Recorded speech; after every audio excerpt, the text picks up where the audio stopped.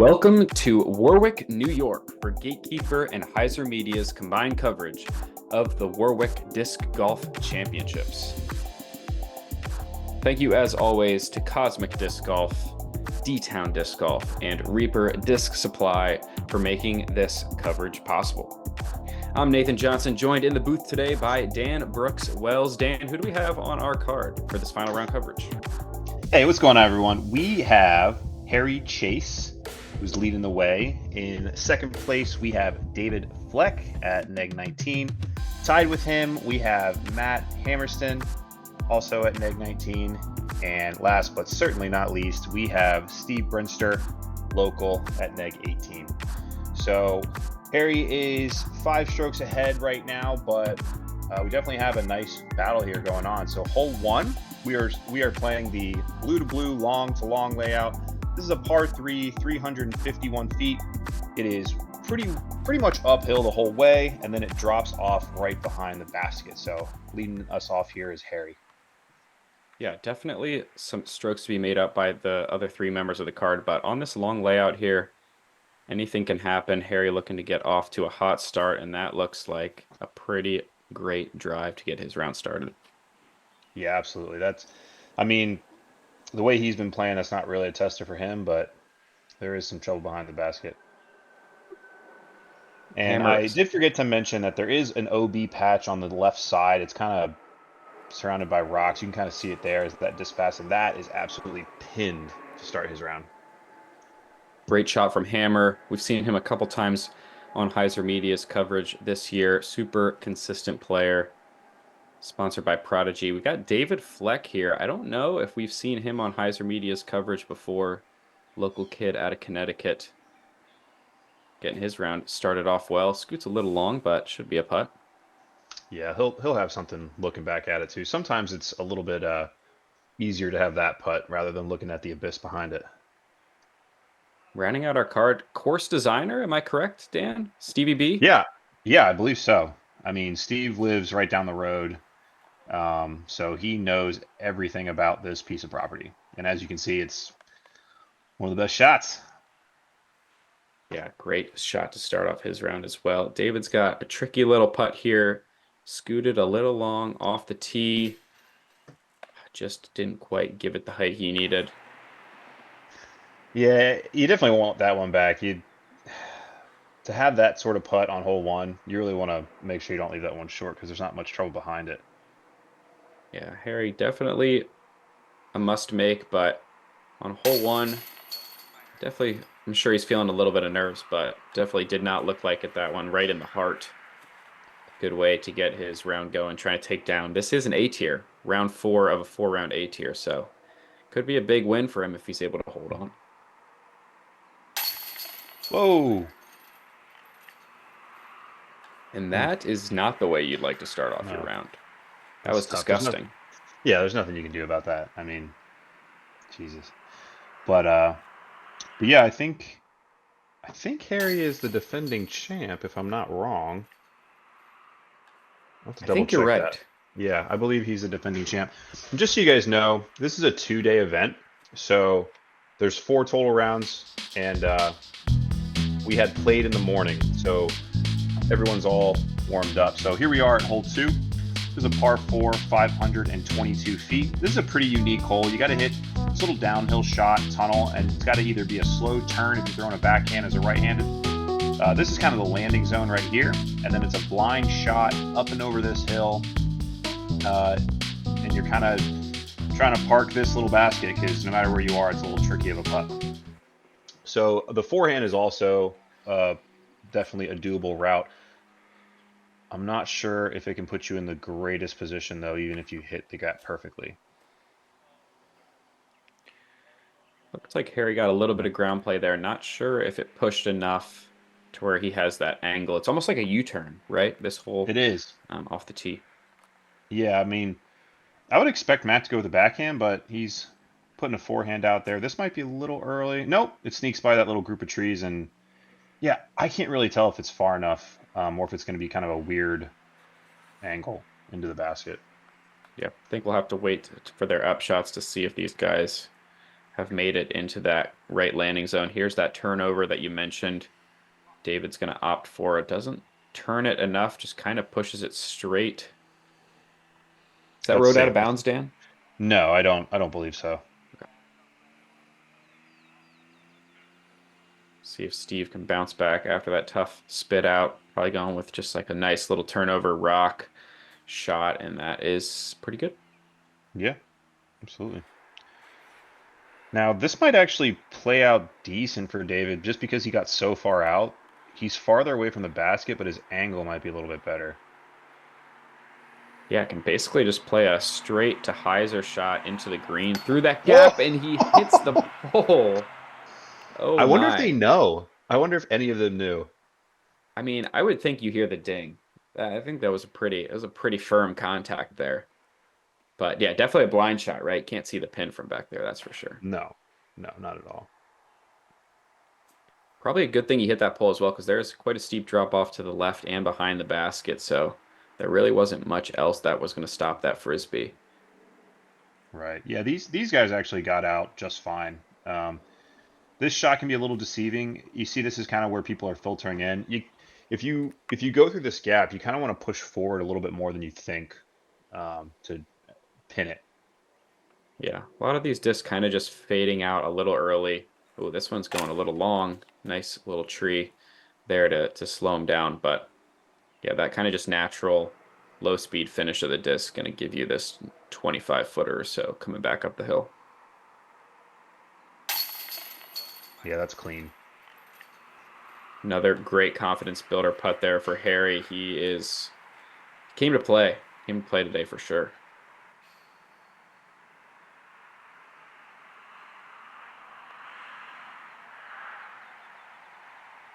Brinster now, after the tough spit out on the last hole, he's unfazed. Able to knock that one home. Basically hitting the same spot on the basket as that 8-footer did, but this one decides to stick, luckily. Here's Matt. Matt prides himself on his putting. Always has a nice clean putt. I was going to say, I don't know about David, but I know these other three guys. I would be surprised if we see more than like one missed putt inside the circle. Yeah, that's very fair. Because those you really don't see missed putts from any of those other three, and especially if they're playing this well so far this weekend, I'd expect that to continue. Absolutely, we're gonna see some highlight putts this round. All right, hole 3. This is kind of a feature hole here, just because of the way the basket is positioned. You gotta hit one of these two gaps, climb the hill, and then you have to softly kind of land a disc up onto this ledge. If you blow by it, man, it's a scary putt. Yet another precariously placed basket position. We'll see how aggressive these guys get on their approaches, but tee shots first. Harry doesn't look like he turns that one enough. Kind of pushes it a little too straight. What do you think he's going to be looking at from back there, Dan? He could, depending on his footing, he could have a hyzer up into the basket, but we'll just have to see what it looks like when we get up there. Hammer adjusts off of that. He does turn it, and I think he got a little kiss to the right, which isn't bad. He should be all right. Yeah, I should just kick him up that hill a little closer to the pin. Yeah, oh, that was fortunate, I think. I think Yeah. if it would have hyzered out, I mean, you're looking at getting deep into the woods on the left, and it's no good over there. Yeah, I think definitely a fortunate break there for David.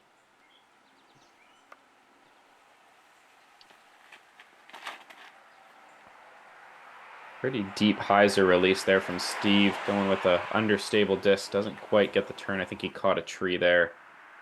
Drops him down in the middle. Still has a chance to get up and down here. Yeah, so you can see how there's like a second level up there. That's kind of where you're trying to land. I think Steve was going for the bottom of the hill because you can still make a putt. Unfortunately, tags an early tree. But if you can get up to that second tier, you can kind of throw a putter or a mid up to the basket. But when you're way down, you kind of have to speed up and risk going past the basket on your upshot. But yeah, Harry here is looking like he's in a tough spot. Yeah, not a lot to work with there. Just kind of pitches a forehand out. He might still have that uphill putt you were talking about. depending on how far he got. Let's see what Hammer can do here. Yeah, just pulled it a bit. Yeah, it's kind of some tricky patent pending footing there. Pulls it a little bit, catches a tree. You can kind of give this a safe little run. Yeah, that was beautifully done. You can give it a safe little run, but I'm telling you, it kind of drops off on the other end too. Obviously not as severe, but all of a sudden you're looking at a 25, 30 footer and you miss that, you're going back and forth. Yeah, so maybe little emphasis on the little when we say safe little Yeah. run. Don't want to give it a full bid, that's for sure. David actually ended up in a pretty good spot. He's got this uphill 25 Well footer done. for his birdie. Knocks it down. Yeah. Well done, David. And Harry, not a bad approach either from that rough on the left, but finds himself very close to the wall. Has to go with the little tomahawk, little scuba. It's got tricks. That's one of those putts you play in the backyard, right? You play putt. Yeah, you can definitely make up a letter on that with that one usually. Yeah. Not one you'd like to have to break out in a tournament, but yeah, Harry's 3 down through 3 after that make and not showing signs of slowing down. Resident beekeeper. We're going out somewhere else. Guess we got some bees. All right, moving on to hole 4.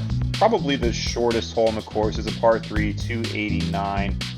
Hit this gap straight and then kind of filter down this hill to the left.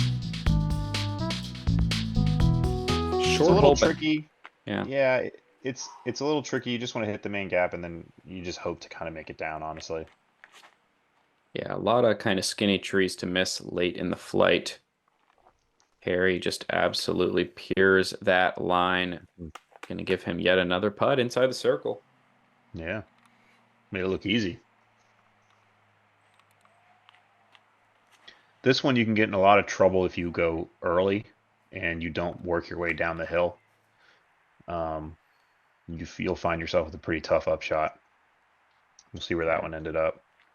Yeah, David caught that first tree on the left. We'll see what he's working with. Hammer, it looked like a good line, but just caught something up at the top of that hill. Not too bad of a kick, though. Steve played this hole, I don't know, a couple thousand times probably. Yeah, or more. Tempo's down with the standstill. Yeah, that'll do.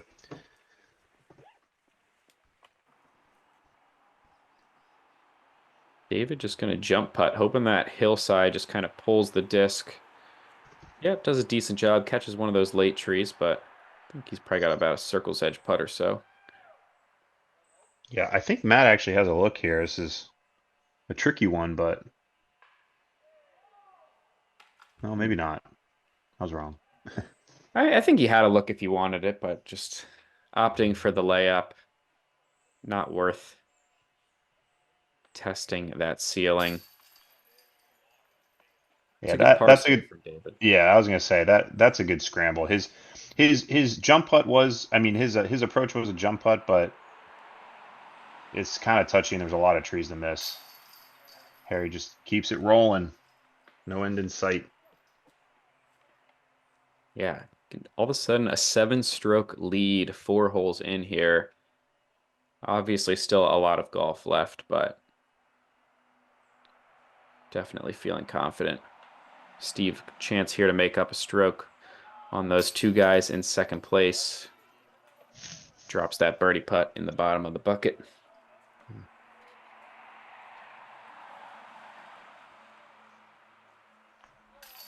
Definitely one of the easier holes on the course, but had its fair share of birdies and bogeys.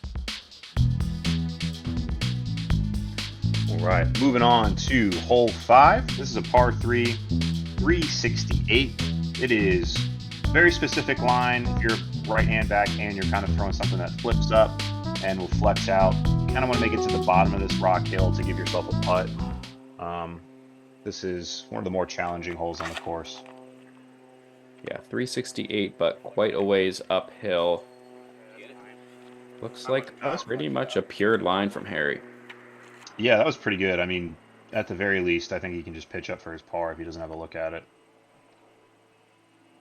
This did play as the hardest hole on the course at a 3.63 average, so I think most of these guys are plenty fine with taking a par.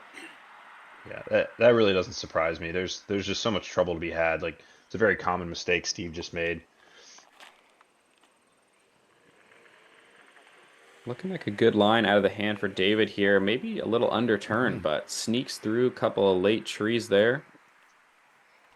Can give himself some sort of look.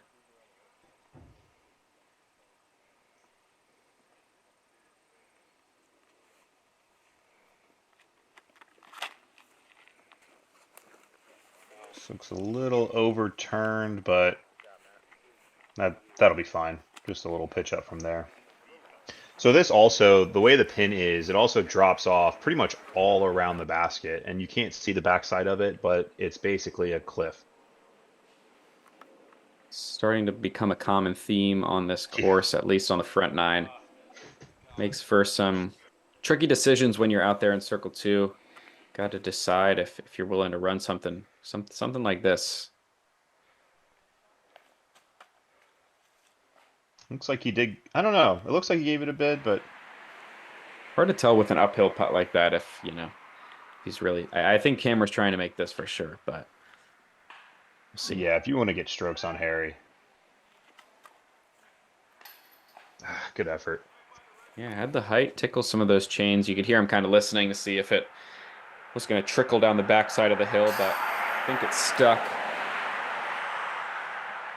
Tricky look for Steve there on the backside of the basket. Just kind of had to pitch that one up. This is kind of one of the better drives you'll see on this hole. Yeah. Just a bit off. It's tough. I mean, you're thinking, oh, how many birdie putts am I going to get at this? And then you're thinking about the drop off behind it. A lot of head games going on. Yeah, not surprising to see no birdies on this hole. There were 4 on the day. Give some quick shout outs to Harris Reed, Josh DiBattista, Robert Velicki, and Zachary Mason Doyle picking up that bonus birdie. Yeah, very nice. Right, hole 6 is a par 4, 489 feet. Kind of a tight tee shot. You can throw, most people throw a backhand, right-handed off the tee. Landing zone is somewhere in here or near the short basket. And then from there, it's kind of an easier hyzer with a putter or mid up and in. But it's really about getting clean off the drive. Something on a pretty good hyzer that flips up and rides and finishes on a hyzer. Kind of like this. Kind of exactly like that. Yeah. Pretty much pured from Harry. Gonna have probably less than 200 in with a nice little putter up shot from there.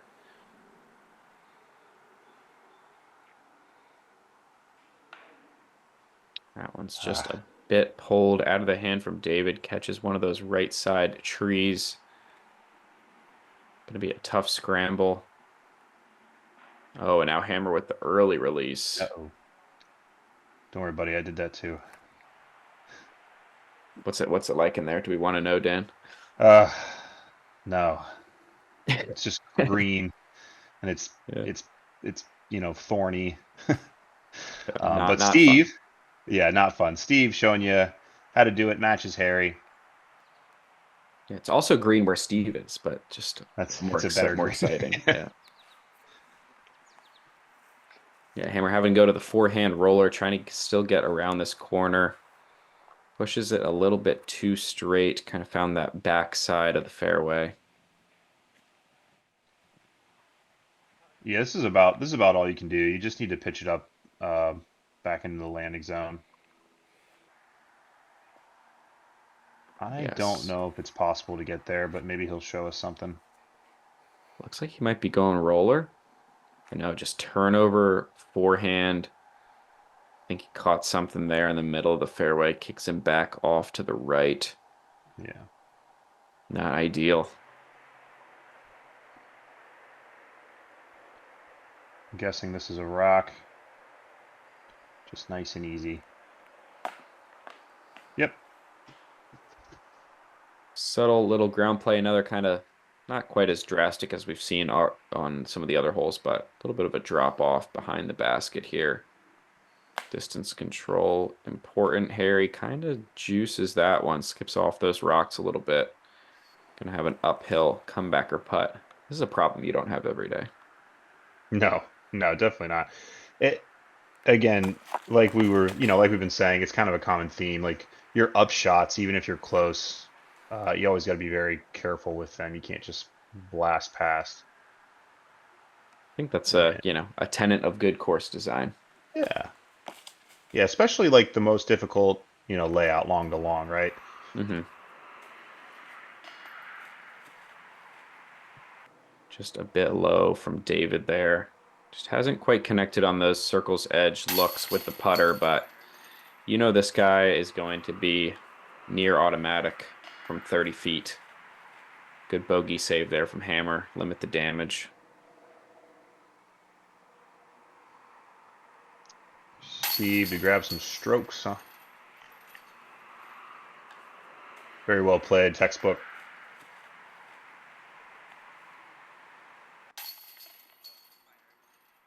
There's a drop in Yeah. par from Harry. Yeah, no damage done. I mean, obviously from the drive he had, he wanted to birdie it, but so is life. All right, hole 7, par 3, 440 feet. This is a blind shot. You kind of want to throw a straight disc that's turning and kind of dropping and kind of gets under these trees and flexes back out as the right-hand backhand throw. I've also seen rollers, but this seems like a bonus birdie. Very specific line.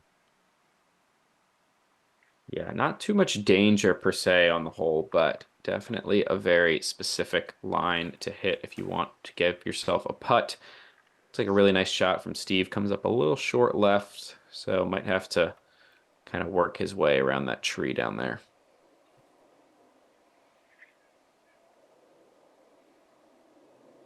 Here's the roller play from Harry. This just kind of ensures that you're not going to hit one of those middle trees, but he cuts it a little too early. Just kind of dried up a bit. Short grass looking pretty thick back in July when this tournament was played. It's always there's these low ceiling downhill shots I always find tricky to get that nose angle right. Get the right amount of turn on the disc. Hammer does a pretty good job there. Fades out a little early, but should have a putt. Yeah, I think he got past those guardian trees. I think he's pinned high. Oh, and this is smoked. Whoa! That was an ace run. Wow. Yeah. Holy crap. Okay. That's really unfortunate to be where he is. He should be up near the basket a little bit more. Man. I think that tree saved a car windshield.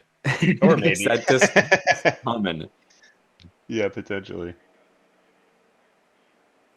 Open putt here for Steve Whoa. on the left side of the green. Knocks it down. A little bit of an assist Very there nice. from the tree branch. But I don't know if it would have made a difference. We'll never know. It's true.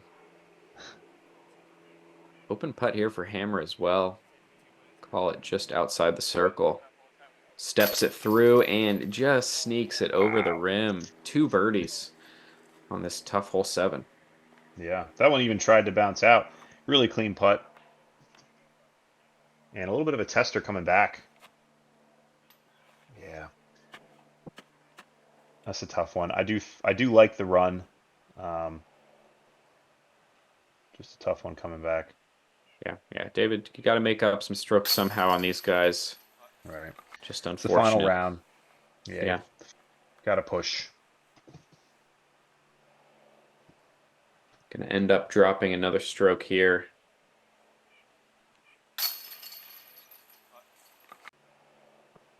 Only It's 5 18. birdies on the day for hole 7. You saw 2 of them.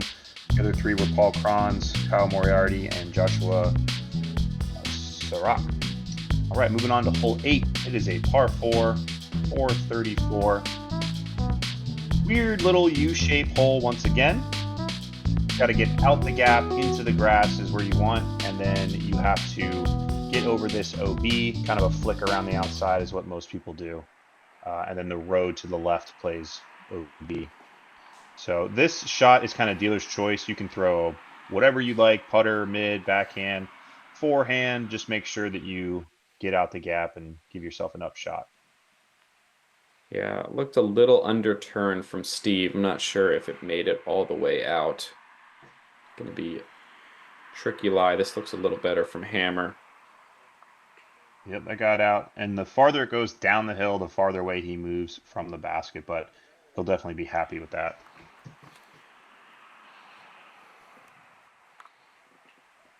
Harry opting for the forehand as well. Oh, it worked out. Yeah. Low out of the hand, but looks like it got a nice flare skip there at the end. You can see the short basket down there.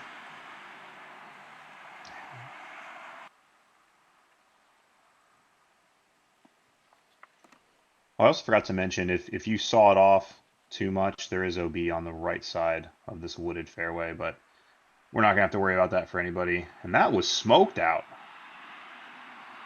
Yeah, almost a little too far there from David, but dries up just before those backside trees. Yeah, here is where Steve ended up. Just caught something late, gonna have to opt for just a little pitch out forehand to get him back into the fairway, but it's well done. Should be a pretty straightforward par save from there. Yeah, so here's the challenge of this shot, moving it uphill and making sure it doesn't hyzer out into the OB. And that was well executed. Yep, just got to make sure you commit to this one. Don't leave it short. Nice line from Hammer. Just leaks it a little bit deep, but that's definitely the miss to make. Yeah, that's definitely a common make, especially from way back there. There's these branches that overhang that can catch a lot of discs, so people just kind of try to blast past it. But Harry doesn't care about those branches. He just parks it. Yeah, nice shot from him. It's actually a long jump putt from Steve. Gives it a decent effort there.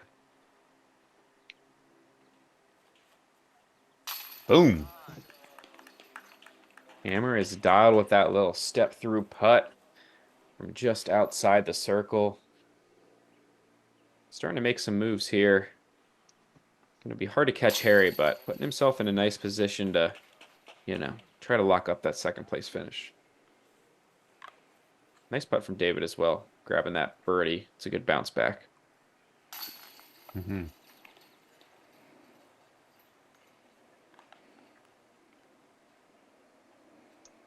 Yeah, unless Harry, we got a lot of holes to play yet, but unless Harry starts finding some bogey strokes, I think we gonna have a tight battle for second. So hole 9, par 4, 489 feet. OB on the right, OB straight, kind of in this little island OB. You're kind of just blasting it past the right side and then having a little chip shot into the green. The left side rock wall is also OB next to the pin. Yeah, this is by far the most birdied hole on the course. Just looking to put something inbounds. Should be a pretty straightforward up and down for these guys. If you can Yeah, hit there's this. like a cheater gap. There's like a cheater gap through the middle over the OB if you want to try and get the 2, but nobody ever really goes for that. I don't think it's really worth it. I think from the short tee pad people do it, and it's definitely doable from there, but for the most part, people are just blasting something up this right side. Yeah, not really worth going for in a tournament like this. Just looking to not lose any strokes to the field. Hopefully pick yourself up a nice easy birdie. 3 good tee shots so far. See if Steve can do the same.